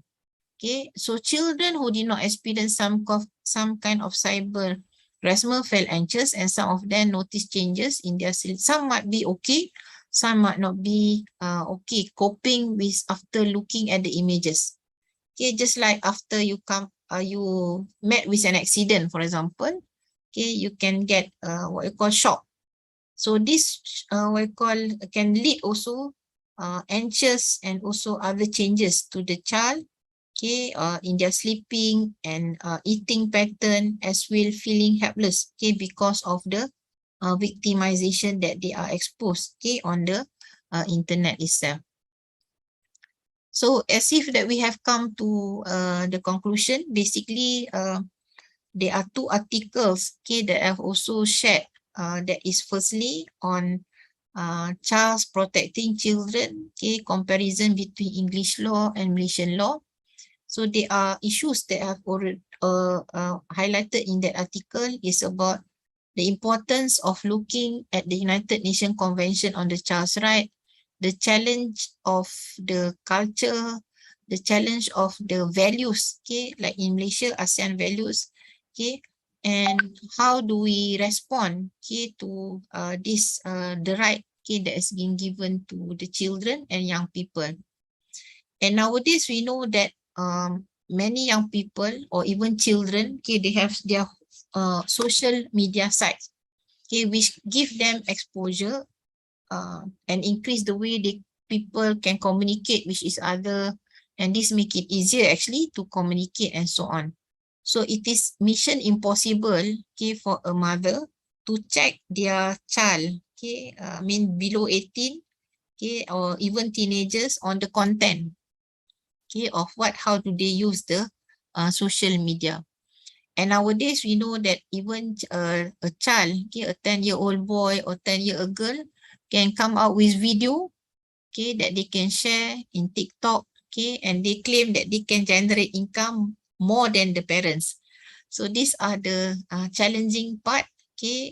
We want to ensure as parents that the content they share is beneficial to the public, okay, or something that can be benefited by the public. So anonymity can indirectly contribute also to cyberbullying, where rumors and vicious teasing can be posted to the whole world, just instead only a few classmates. So some children might not be strong enough to to face the calling names by the classmate, okay, making jokes. So at one perspective, to what extent that troll can be acceptable, okay, because sometimes troll can be very hurtful, okay, for these children, okay. So Malaysia should have also law to deal with online crime, especially is related to sexual abuse of children and also women, okay. So in my work in progress, I look at victimization, not only children but as well as women, okay. And for your information also, it was reported by Bukit Aman Royal Police Malaysia, majority 97% of the victim of scam usually are women. So it seems like women are prone to be victimized, okay, by the by the communication, okay, on the internet. We have reported cases where women easily transfer billions of money to a person that they just simply chat on the internet. Okay, so how come we can trust a person easily, okay, on the internet? So this is also a concern, okay, as regard to trust, and how does this happen, especially in cases of scam, which I already mentioned. It became a concern to the Central Bank of Malaysia on how to control, and it actually has effect on the economic sides because of the loss of the money, okay, especially for pensioner, okay, when they are old people, okay, they save money for pension, and the money that they save are being scammed, okay, by the irresponsible people. So when it comes back to children who are also vulnerable, okay, of course we can say parent, guardian, but it's not a simple task. Okay, and we know that parents, they are also struggling with their work, okay, and guardian, okay, particularly on social media side. We want them to face with a healthy communication, something that can boost the children to something that is positive and close relationship with them. So online or cybercrime is an extension of conventional criminal activity with more complex issues, need more effective responses to focus on technical solution and legislative provision. So again, it takes the whole village to raise a child. And in my hypothesis in my PhD, I did mention that some parents simply ignore of the issue of protecting children on the internet. As for them, they feel as if their children are safe and sound, that is fine with them. So basically, we are concerned regardless whose child, because we know that they might come across with our own children. So yang pentingnya, there are policies, okay, that going to protect these innocent children or young teenagers, okay, as regard to communication, okay, of the internet itself. So I think that is from my part. Okay, if there is any other question, okay, Oke, ada yang raise hand. Ida Ayu Putu Tirtasari. Mungkin sebelum membuka pertanyaan, saya aja sum up apa yang dikatakan Dr. Sahira. Mungkin di bahasa Indonesia aja ya supaya lebih ini. Karena memang di perkembangan internet ini sangat menyebabkan banyak hal. Seperti misal dan sangat dipengaruhi oleh budaya. Seperti misalkan kalau di sini anak SMA ngeteks texting, tapi yang sebenarnya itu menurut budaya kita termasuk sexting. Nah, itu kalau tidak ada peran dari parent, nggak akan termonitor juga bahwa sebenarnya ini juga salah satu dari crimes. Demikian juga dengan bullying.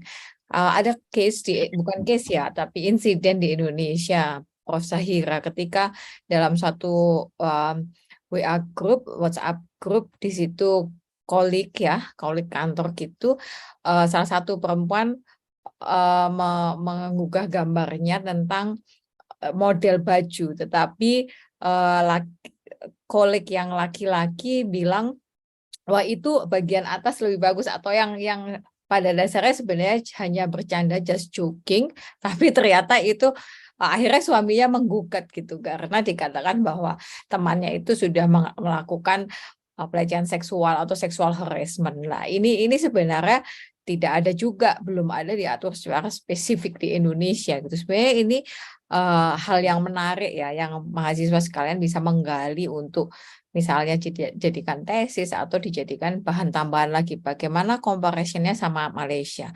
If Malaysia is thinking to form a certain law regarding the specific issue, why Indonesia masih belum gitu ya? Atau kalaunya sudah masih masuk di dalam criminal law? Mungkin itu yang bisa saya simpulkan. Baik, Ida Ayu, silahkan bisa langsung bertanya. Thank you for the time. I have a questions, but maybe this is just based on my curiosity. Talking about the point where you say the child and a woman who willingly to do pornography.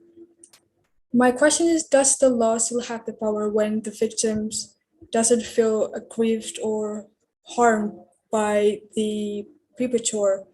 As we know, there's a lot of case. For example, there's a underage girl, like 15 years old girl, having relationship with a 30 years old man.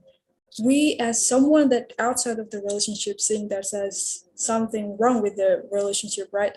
Like the age gap and the underage girl, but otherwise they feel okay with that. They think they're just a relationship based on love, and how we as someone that outside of the relationship have the rights to we have the rights to report this, or the law have the rights to handle this kind of case? This is just based on my curiosity. Thank you. Okay, thank you very much, Ida Ayu. It's a very interesting question. Basically, it is about where a girl, let's say, fall in love with an older man online. So again, we have to look at the scenario whether the old man is a married man or not, because in Malaysia we have a specific provision which mentioned that the third party who enter into a marriage of a person will be considered as also a crime under the Sharia law. So the third party who try to, disturb the marriage of the existing marriage, okay, will be also an issue here. Okay, if coming back to the issue of this is a girl under the age who is getting close to a man who is a married man. If it is not a married man, that will be another story.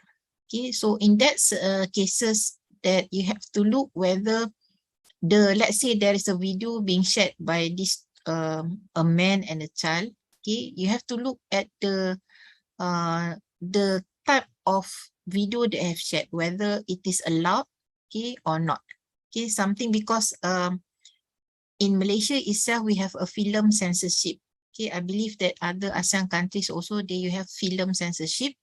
So whatever video that you have shared online, okay, it must not transgress, okay, the limitation that is provided by the law under the penal code. So regardless of the religion itself, okay, there are certain images that are not allowed to be shared by to the public.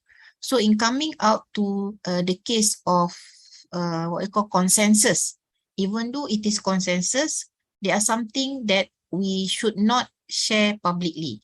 Okay, for example, if you are a medical doctor, okay, you cannot simply share, let's say you are an ONG doctor, you cannot simply share the private part of the picture of your patient without the consent of the patient. So again, when you come back to the issue of regulating the relationship, okay, that exists through the internet, because I myself also met my husband through the chatting online. Okay, so we chat for some times, and then until one day we decide to meet.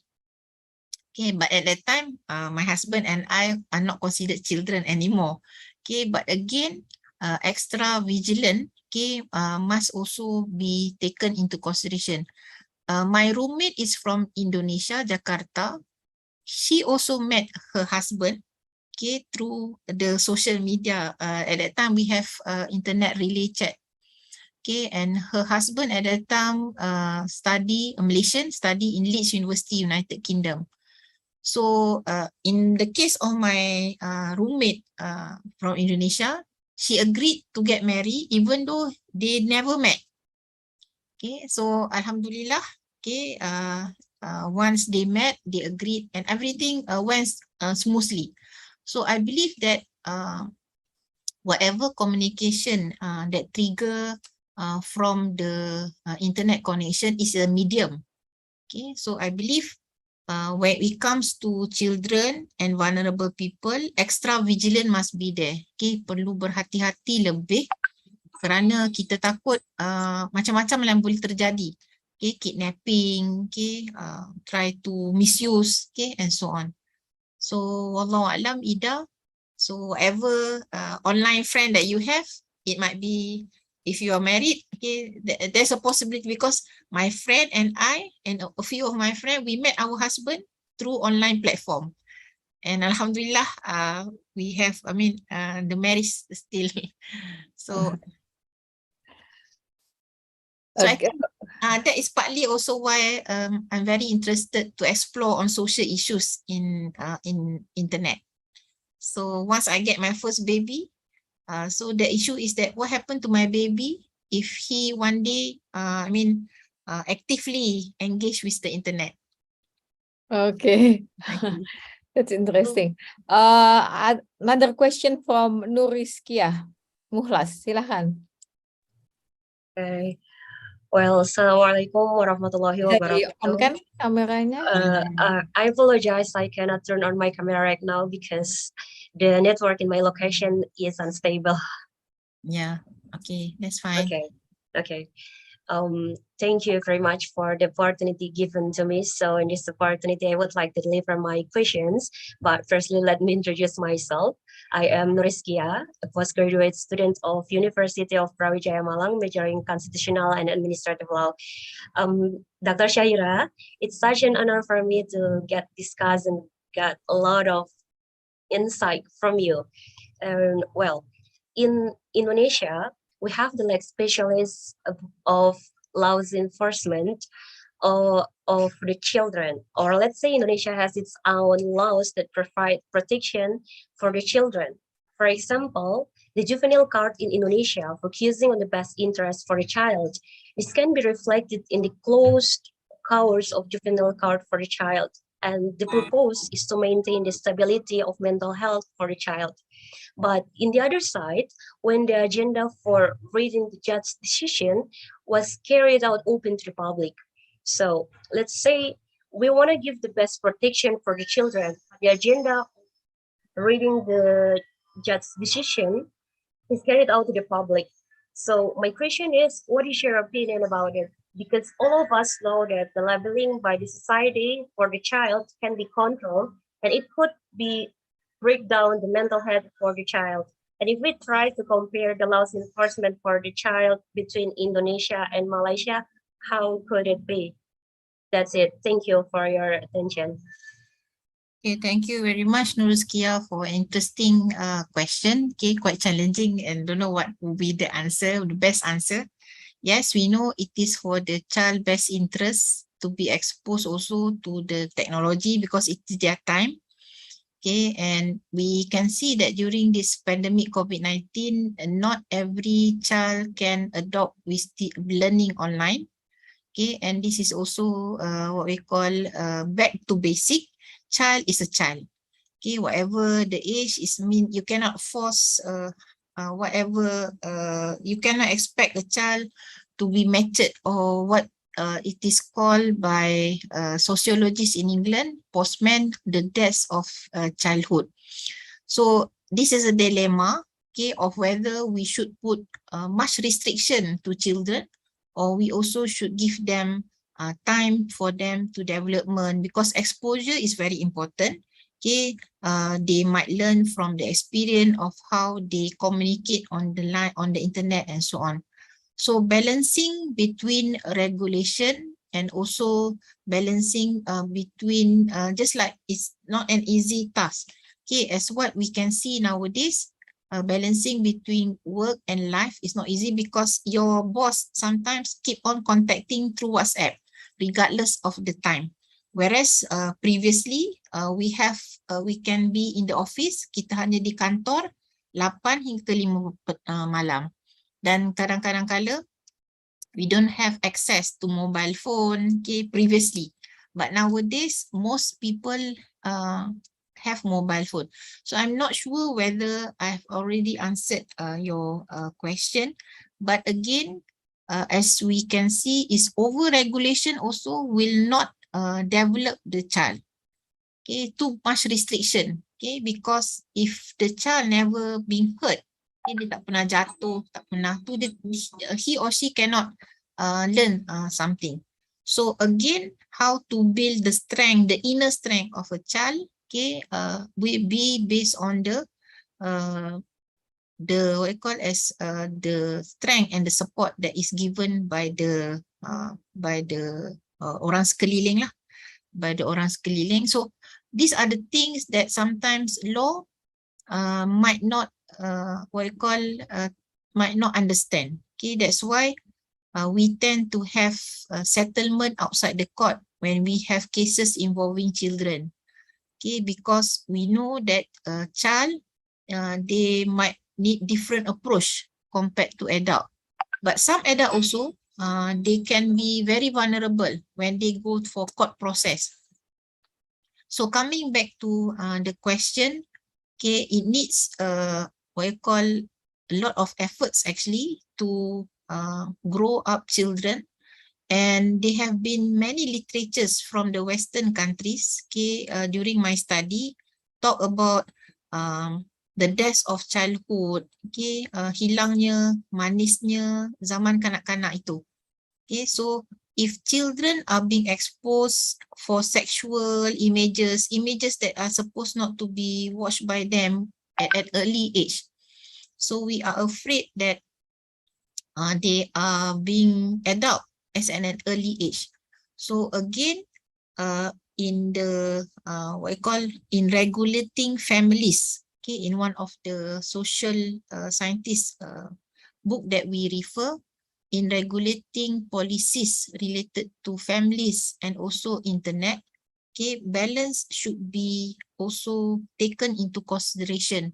It is not only by enforcement, but also other what I call other knowledge. Okay, for example, counseling. Okay, we have family counseling or perhaps mediation. Okay, or if the child, okay, being labeled as juvenile, okay, we might also have to understand why this child became a juvenile. Okay, whether the condition has forced this child, okay, to become a juvenile. Okay, for example, there was one case in Malaysia, a 16-year-old boy ordered a machine gun, okay, using the credit card of the father from United States. So the what I call pejabat pejabat when they receive the machine gun, okay, in the pejabat post, okay, they become suspicious. Okay, how come machine gun is being delivered to this man? Okay, because it's under the man's name, the father's name. So after investigation, the father said that then he realized there was a transaction being done by the 16-year-old boy, okay, ordering machine gun. Okay, so when it becomes suspicious by the pejabat post, by the police, by the POSO, a report has been lodged to the police. Okay, because we have also restriction on selling and buying machine guns. So again, it is not a difficult, it is not an easy question to answer. We do not know what actually the future hold, but sometimes the effect, okay, can be seen in the long term as well as in the short term, okay, of how the upbringing, okay, of the child itself. So I don't know whether I've answered the question, okay, but again, as I said, over-regulation can be also very disturbing to the development of the child. Okay, too much freedom also can be very what I call punitive to the child. So I come back to Dr. Diana. Gitu ya, Rizky. Nur Rizky ya. Ada pertanyaan lain? Is there any other questions? It is interesting, yeah, Professor Zahira. Sometimes, especially not just WhatsApp, especially Telegram. In Telegram, suddenly we just join a group of infestation and that sort of thing. We never join. We never they never let us know, or they never offer us to join to start group, and suddenly we was just added in that group, and that's very, very disturbing. And there is still no regulation to prevent this sort of thing. Kayak apa bisa dikasih sanksi atau bagaimana, itu juga tidak bisa. Dan memang parental guide is very, very important in the era of internet. Back in my time when I was in Australia, the internet is just still in Indonesia. There is no internet still, but in Australia there has been law of internet as one of the subject. That is what is predicted in the subject is happening now all over the world. Ada yang bertanya lagi mungkin? Is there any other questions? Wafa? Bu Nini, maybe pakai bahasa Indonesia tidak apa? Dr. Diana, at one time Yeah. we received also a few transfer students from Indonesia. It's also interesting. They joined, I think 3 students from Indonesia. They joined my cyber law classes. So it's Okay. very interesting. Yeah, it's very interesting to know what actually happened in other countries also. So because we know, kita lihat ASEAN countries, Southeast ASEAN, they are moving towards protecting netizen in ASEAN countries also. For me, And also, and this is related to data protection actually, like yes, data you protection. because of short storage, people tends to upload and save the picture in Google, so Yes. Google Drive and that sort of thing. But sometimes when we delete the picture from the mobile phone, the picture actually still exists in our Google account. And someone might, with the technology, someone might go to the phone and then suddenly send to other person. So the other person thought that we are the one who sent the picture, but we already delete the picture, that sort of thing.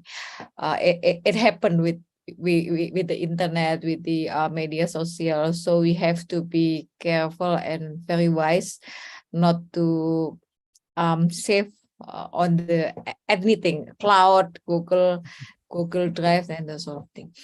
Oke, ada lagi yang bertanya? Is there any more questions?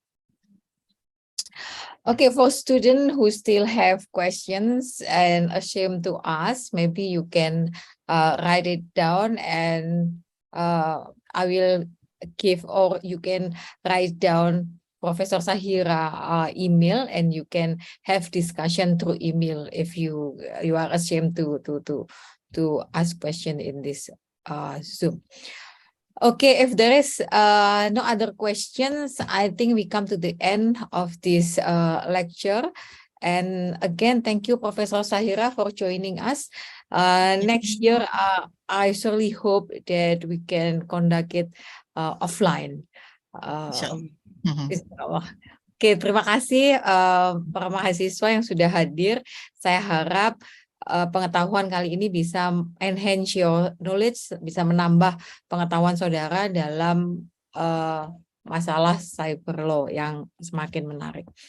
So, kita akhiri kuliahnya sampai sekian. Again, terima kasih Dr. Sahira. Nanti Bu Terima kasih Francisca juga. akan menghubungi Dr. Sahira. Terima kasih, saya tutup. Wassalamualaikum warahmatullahi wabarakatuh. Waalaikumsalam. Terima kasih Ibu. Terima kasih semua. Sampai jumpa. Insyaallah. Assalamualaikum. Permisi. Ya.